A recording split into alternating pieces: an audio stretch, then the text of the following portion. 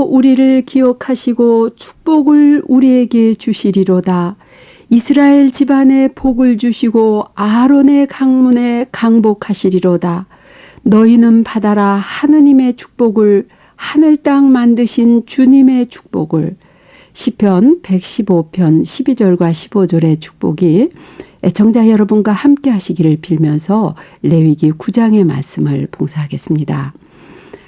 아론과 그 아들들은 사제 임직식을 마치고 이래 동안 밤낮으로 만남의 천막 어귀에 머물면서 주님의 명령을 지켰다는 것이 8장 36절에 나오죠. 그들은 매일 속죄제를 드리면서 자신을 정화했으리라고 봅니다. 레위기 9장은 그들이 사제로 서품된 지 8회째 되는 날에 바친 첫 제사에 관해서입니다. 사제로 서품되고 나서 천미사를 드리는 것과 같죠. 이 모세는 레위기 8장의 사제 임직식 때처럼 9장에서도 먼저 제물을 준비하게 합니다. 여기서 모세 위치를 제관장인 아론 위에 놓음으로써 이스라엘의 지도계층을 예언직과 제관직, 왕직으로 나눌 때 하느님의 말씀을 전하는 예언직이 최상위에 있다는 것을 나타내기도 하죠. 제사를 위한 준비가 완료되고 온 회중이 모여 주님 앞에 서자 모세는 아론에게 9장 7절의 말씀입니다. 제단으로 가까이 가서 형님의 속죄 제물과 번제물을 바쳐 형님과 백성을 위하여 속죄 예식을 거행하십시오. 그리고 주님께서 명하신 대로 백성의 예물을 바쳐 그들을 위하여 속죄 예식을 거행하십시오. 이 구약의 대사제가 드린 첫 제사가 속죄제였습니다. 자기 자신을 위한 속죄제와 그 다음에는 백성을 대신해서 드리는 이 속죄 제사입니다. 백성을 위해서 제사 드리는 사제는 먼저 자기 자신이 속죄 제사를 바친 다음에야 백성을 위한 속죄와 하느님의 용서를 빌 수가 있었어요. 사제들은 마치 상수도의 수도관처럼 깨끗하게 정화되어야 하는 때문에 사제가 그 거룩한 직무를 수행하기에 앞서 자신을 먼저 속죄해야 한 것이죠. 일반 평민은 그가 잘못하면 한 사람에게만 죄가 머무르지만 사제는 백성 전체에 영향을 주는 때문입니다. 우리가 미사성제를 집전하는 신약의 사제들이 거룩하게 되기를 간절히 기도하는 이유 중에 하나도 여기에 있죠. 대사제의 첫 제사가 속죄물을 번제로 바침이었고 그 다음에서야 화목제를 바치는 것은 대사제의 직무가 하느님들 앞에, 하느님과 사람들 앞에 누구나 예외 없이 거룩하게 성별된 대사제까지도 먼저 자신의 죄를 뉘우치고 속죄하는 제사를 드린 다음에서야 하느님과 이웃과 화해할 수 있다는 강한 그 의미라고 봅니다. 우리가 미사 시작에 앞서 서로의 잘못을 고백하면서 모두 자기의 가슴을 치며 내 탓이오 내 탓이오 내 큰 탓이로소이다 하는 예식과 같은 뜻이라고 봅니다.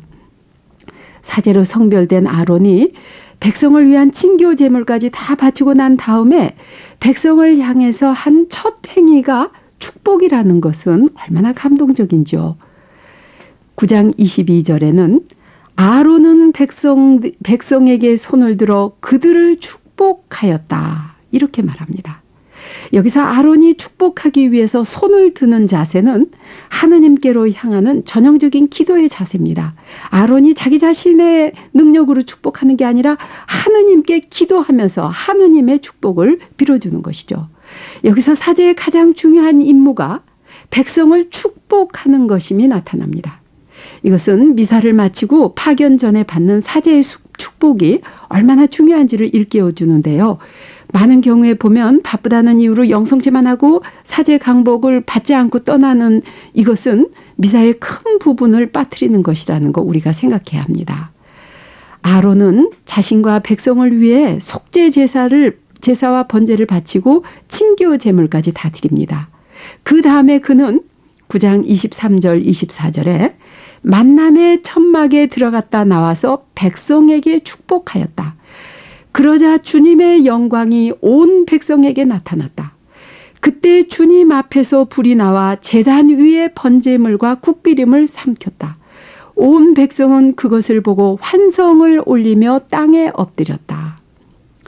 여기서 제단 위에 제물을 삼키듯 태우는 불은 하느님의 현존을 나타내는 것입니다.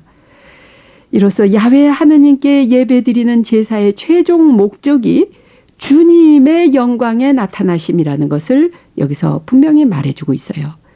이것은 9장 4절에 모세가 오늘 주님께서 여러분에게 나타나실 것입니다 했던 이 말씀이 이루어지는 것을 뜻하기도 합니다. 하느님께 예배 제사를 드림으로써 하느님의 영광이 나타나시게 하는 것이 바로 출애굽의 이유였고, 이 하느님의 나타나심은 출애굽 백성이 광야의 시나이산 아래서 체험한 하느님의 영광이었어요. 이제 그 백성의 대사제가 바친 첫 제사와 그의 첫 강복 때에 나타난 하느님의 현존의 그 장엄한 체험이 영광으로 나타나는 것입니다. 이때 하느님의 임재하심은 사제가 성막에서 희생제물을 바친 그 제사 때문이 아니라 하느님의 은혜입니다. 이것이 이교인들의 그 바치는 제사나 제관리의 그 바치는 주문하고 구별되는 것입니다. 이교인들은 자기들이 주문을 외워서 신을 불러내린다고 생각하는데 구약의 제사는 다릅니다. 하느님께서 은혜로이 현존해 주시고 거기에 대한 감사와 예배의 행위로서 제사를 드리는 것이죠. 하느님의 말씀에 순종해서 제사를 드리는 것입니다. 말씀이 주인이신 것이죠. 대사제 임직식과 첫 제사와 사제직에 관한 그 레위기의 내용은 예수 그리스도의 죽으심과 부활하심의 신비를 투시하게 하고 신학의 대사제인 예수 그리스도의 임무가 어떤 것인지를 예표해 주죠. 레위기의 대제관의 직분은 예수께서 십자가의 죽으심으로 성취되었고 모든 믿는 이들에게 대사제 분깃을 받게 했어요. 거룩하고 흠없는 제물이신 주 예수님은 찬미와 영광 받으소서. 아멘.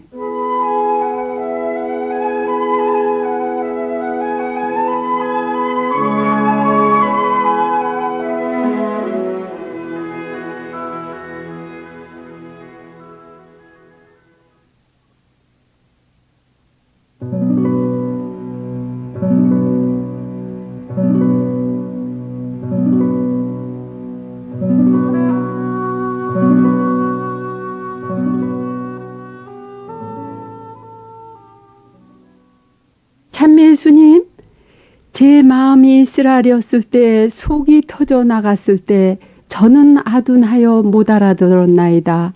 짐승처럼 당신 앞에 있었나이다.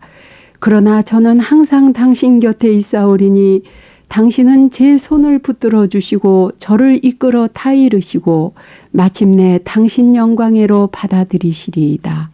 시편 73편 21절에서 24절의 말씀이 애청자 여러분의 모든 어두움을 흩어주시고 우리 젊은이들을 비춰주시기를 빌면서 레위기 10장의 말씀을 봉사하겠습니다. 백성이 환호했던 이 9장에서 9장 끝나면서 제단에서 불이 나와서 제물을 삼켰을 때 백성이 환호했다고 했습니다. 그 꽃 같은 불이 아론의 두 아들 나답과 아비후에게는 죽음을 당하게 한 것이 이 레위기 10장에 나옵니다. 그 이유를 10장 1절과 2절에서는 이렇게 말씀하세요. 그들은 주님께서 그들에게 명하신 것과는 다른 속된 불을 그분 앞에 피워 바친 것이다. 그러자 주님 앞에서 불이 나와 그들을 삼키니 그들이 주님 앞에서 죽고 말았다고 합니다. 이것은 사제들이 합당한 준비 없이 주님의 제단에 나아가면 죽음의 벌까지도 받게 된다는 경고이기도 하죠. 그때 모세가 아론에게 말하기를 주님께서 나에게 가까이 있는 이들을 통하여 나의 거룩함을 드러내고 나의 온 백성 앞에 나의 영광을 나타내리라 하신 말씀은 바로 이를 두고 하신 것입니다. 이렇게 말을 해요. 이것은 하느님께 바쳐진 사제들은 삶뿐 아니라 죽음을 통해서까지도 하나님을 떠날 수 없다는 것을 암시하는 것으로 해석하죠. 나답과 아비후의 죽음을 다른 이들을 시켜서 장례를 치르게 하는 모세는 아론과 그의 살아남은 두 아들들에게 말했어요. 10장 6절에서 머리를 풀지 말고 옷을 찢지 마십시오. 그러다가는 여러분이 죽고 온 회중에게는 주님의 진노가 미칠 것입니다. 이처럼 사제들은 친가족의 죽음까지도 장례는 물론 애도의 표시마저 해서는 안 됐어요. 사제는 어떤 경우에도 영광과 존경과 아름다움의 상징인 머리를 풀거나 사제의 존귀한 옷을 찢어서는 안 될 만큼 그 직무가 살아계시는 하느님의 생명과 축복과 연결되어 있기 때문이죠. 살아계시며 거룩하신 하느님을 섬기기 위해 성별된 사제는 거룩함에 반대되는 모든 부정, 특히 죽음과 관계되는 부정을 절대적으로 피해야 하고 애곡을 해서도 안 되었어요. 이것이 앞으로 사제들이 상을 당하게 될 때 지켜야 하는 법이 되었어요. 선택을 받는다는 것이 분명 특별한 은혜임과 동시에 감당하기 쉽지 않은 무게임을 여기서 엿볼 수가 있습니다. 만인 앞에 드러나는 공적 인간이 된다는 것은 개인 행동의 자유를 상실하고 슬프고 괴로울 때 마음 놓고 울 수조차 없는 신분이 된 것이죠. 애청자 여러분 중에 소위 말하는 스타가 되고 싶으신 분들은 다시 생각해 보시기를 권하고 싶네요. 선택받지 못했다고 스스로 생각하시는 보통 사람들 모두에게 축하를 드리면서요. 이 사건에 이어서 주님께서는 사제 아론에게 직접 말씀하십니다. 10장 8절에서 11절인데요. 너와 너의 아들들이 만남의 천막 안에 들어올 때는 포도주나 독주를 마셔서는 안 된다. 마시면 죽으리라. 이는 너희가 대대로 지켜야 하는 영원한 규칙이다. 이는 또한 너희가 거룩한 것과 속된 것, 부정한 것과 정결한 것을 구별하고 주님께서 모세를 통하여 분부하신 모든 규정을 이스라엘의 자손들에게 가르치게 하려는 것이다. 사제들이 거룩한 직무 중에 술을 마시지 못하게 하는 것은 사제들의 그 바른 이성을 흐리게 해서 오점을 남길 위험이 있는 어떤 행위를 해서는 안 된다는 것을 뜻하는 말입니다. 사제들은 거룩함과 속됨을 구별하고 깨끗함과 부정함을 식별해서 온 백성이 하느님 앞에 잘못되지 않도록 인도할 책임이 있기 때문이었어요. 나답과 아비후도 아마 술에 취해서 그들이 거룩한 직무를 하느님의 말씀대로 수행하지 못한 것이라고 추측하기도 합니다. 하느님의 사람으로 성별된 사제는 그들의 개인 생활까지 거룩한 신분에 맞도록 절제하면서 수양하는 삶이라야 한다는 것을 나타내죠. 사제는 제사를 집전할 뿐 아니라 하느님께서 특별한 방법으로 머무시는 성막 또는 성전이 백성의 신체적인 불결과 윤리도덕적인 죄로 부정하게 되지 않도록 백성을 가르치고 성전이 더럽혀졌을 때는 이 성전을 정화하는 임무를 수행해야 했기 때문에요. 신약의 사도들도 술을 적당히 마셔야 할 것을 디모데오 전서 3장 3절 이하에 말씀하시죠. 그리고 또 술의 취함을 고린도 전서 6장 10절 이하에 말씀하십니다. 취함을 금하고 계세요. 우리나라 사람들 대부분의 그 많은 분들이 월 지출액 중에 그 첫 자리가 음주에 있고 두 번째가 노래방이라고 하는 조사가 결코 밝지만 않은 우리 미래를 예시해 주고 있는 듯 하는데요. 저는 어떤 큰 대학과 길 하나 건너에 살고 있는데요. 저녁 8시가 지나서부터 들리는 젊은이들의 거나하게 취해서 노래 부르는 노랫소리는 이젠 아주 기분 좋게 들을 수조차 있습니다. 그러나 밤 10시가 넘어서부터 들어오는 술주정 그 시비 소리, 또 밤 12시가 넘으면 싸우고 소리치는 남자들의 소리, 가끔 섬찟하게 울어대는 여자들의 소리는 어찌나 마음을 무겁게 하는지요. 우리 동네뿐 아니라 서울의 거의 모든 학원가가 비슷한 풍경이라고 합니다. 이제는 아이들의 교육을 위해서 학교 근처로 이사를 했던 맹모 삼촌의 이야기는 옛 이야기가 됐고, 아이들 교육을 위해서는 학교를 멀리 떨어져 살아야 한다는 말이 우리 현재와 미래를 참으로 암담하게 만듭니다. 어찌해야 좋을까요? 우리 세대를 이처럼 어둡게 만든 우리 자신의 죄와 책임을 먼저 물어야 하겠죠. 죄 많은 우리 세대를 위해서, 내일의 우리 자손들을 위해서 가슴을 치며 바쳐야 하는 속죄 제물은 무엇이어야 할까요?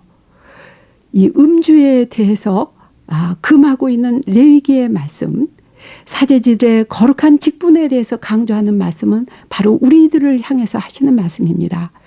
우리를 구원해 주시려고 십자가의 죽기까지 속죄 제물이 되시고 완전한 속죄 제사를 드리신 주 예수님, 저희가 구약의 예배와 속죄 제사의 완성인 미사를 합당하게 참여하게 하심으로 찬미 받으소서.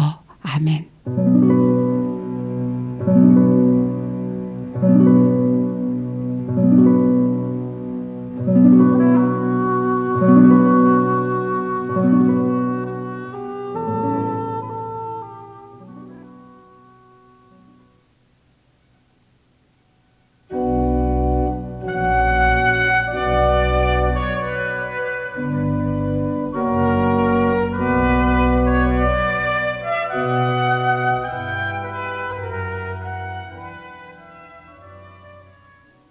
참예수님, 하느님 자비하시니 저를 불쌍히 여기소서.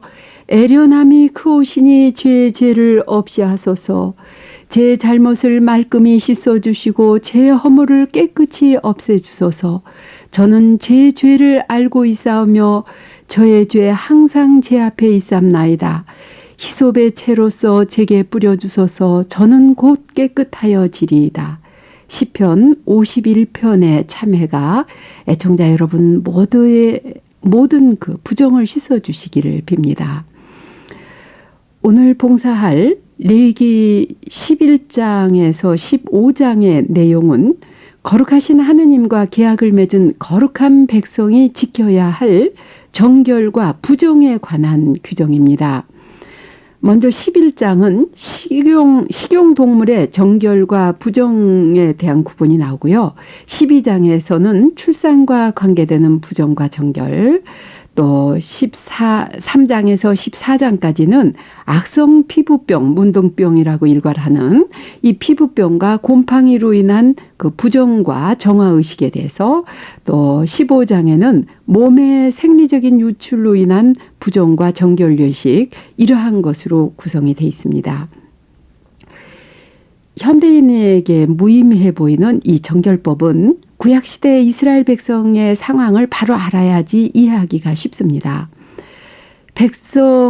이스라엘 백성은 기원전 14세기 메마른 광야를 떠돌던 출애굽 당시나 그 이후에 팔레스티나에 정착한 다음에도 야훼 하느님께 대한 신앙 외에는 별로 내세울 것이 없는 후진국민이었어요.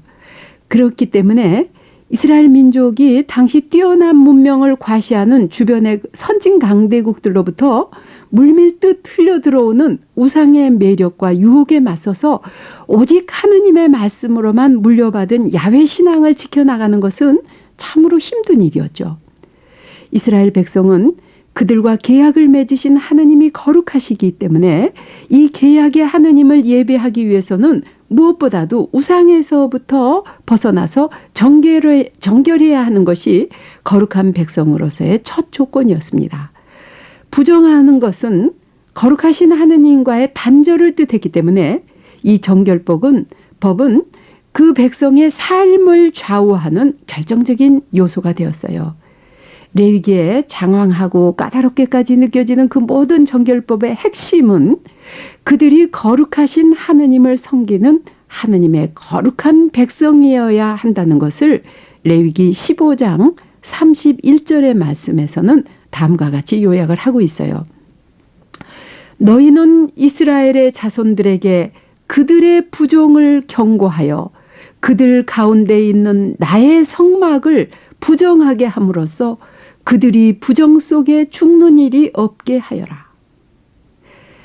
하느님의 성막을 더럽히지 말라는 것입니다. 이것은 인간의 욕심과 관능과 이기심을 부추기는 우상, 보고 만지고 감각으로 느낄 수 있는 우상, 인간의 기술과 과학의 발전으로 하느님의 영역까지도 침범할 수 있다고 과신하는 그 우상과 맞서서 인간의 시청각을 초월해서 존재하시는 오직 한 분이신 절대자 유일신에 대한 신앙을 지켜나가는 일이 예나 지금이나 쉽지 않다는 것을 나타내주는 말씀입니다.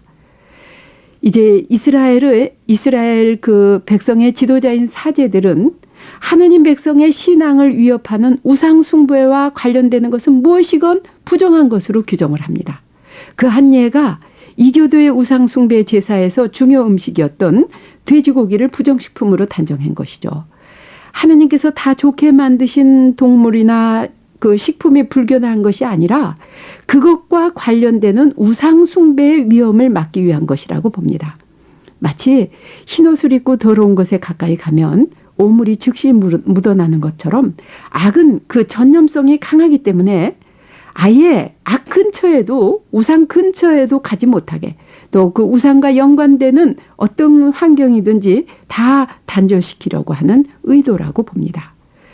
그런데 레위기의 정결법에는 외적으로 나타나는 여러 가지 부정에 관해서만 규제할 뿐 이 내적인 준비나 도덕적인 생활에 관해서는 아무 규정이 없거든요. 그러면 레위기나 구약인들의 신앙생활은 외형적인 것에만 머물러 있었을까요? 분명 아닙니다. 히브리인들의 그 사고방식으로는요, 정신과 육체를 따로 분리시켜서 표현하지 않아요. 그들은 우리 동양인들처럼 마음과 정신과 육체를 다 하나의 통합된 전체로 보는 것이죠.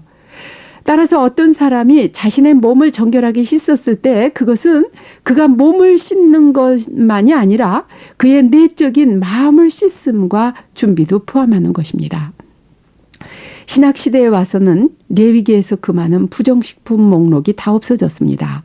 사도행전 10장 15절 이하 그 베드로에게 나타나신 하늘에서부터 이 부정한 동물들의 보따리가 내려오면서 베드로야 너 잡아먹어라 했던 그 기사를 여러분 알고 계실 겁니다. 그때부터 부정식품 목록은 없어졌지만 순수한 신앙을 지키려 했던 레위기의 정신만은 그대로 지켜야 하는 것이기 때문에 레위기는 우리 현대인에게도 변함없는 하느님의 말씀인 성서입니다. 레위기는 우리가 육체를 위한 음식뿐 아니라 영혼을 위한 음식에서 먹어야 할 것과 먹지 말아야 할 것을 판별해서 스스로 그 규정을 지켜나가야 한다는 것을 강조하고 있어요. 아무 것이나 가리지 않고 다 보고 다 듣고 다 말해버릴 때 우리는 하느님 앞에서는 물론 인간들 앞에서도 불결하고 부정한 인간이 될 위험성이 큰 때문인 것입니다. 요즘 우리 젊은이들 가운데 맑은 얼굴, 맑은 눈이 드물고 이 얼굴이 흐려지는 것은 많은 가리지 않고 많은 것을 그냥 닥치는 대로 보고 들은 그런 그 부정한 환경 때문이 아닌가 하는 염려가 큽니다.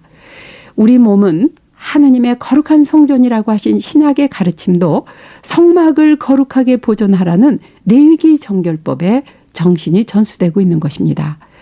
우리 몸 성전에, 우리 몸의 성전에 주님을 모심이 미사성제 때 영성체 하는 것이죠. 그러면 영성체 때 그 공심제를 지키면서 준비하는 것도 레위기의 정결법의 정신과 연결이 된 것입니다. 주님, 저희가 레위기 정결법의 참 정신을 바로 알아듣고 진정으로 하느님을 예배하는 거룩한 삶을 살게 하심으로 찬미 받으소서. 아멘.